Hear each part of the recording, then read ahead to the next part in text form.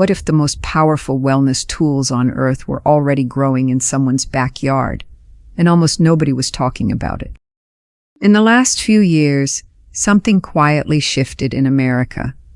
Millions of people started digging up their decorative gardens and replacing flowers with something far more intentional. Not vegetables, not fruit trees. Herbs. Specific herbs, ones that have been used for centuries by healers, doctors, and grandmothers who never needed a prescription pad. And here's what's strange, this isn't a fringe movement anymore. Google searches for medicinal garden have exploded by over 300% in recent years.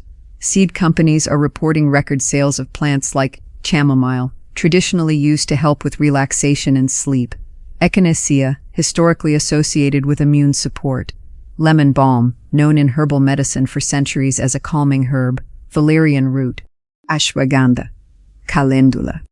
But why now? Why are so many educated, rational people suddenly turning their backyards into what some are calling a home apothecary? The answer goes deeper than health trends.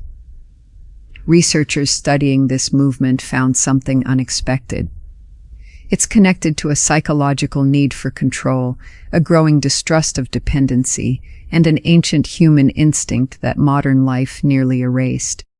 There's actually a specific method behind building one of these gardens that most beginners completely miss, a logic to which plants to grow together, and why the combination matters more than any single herb alone.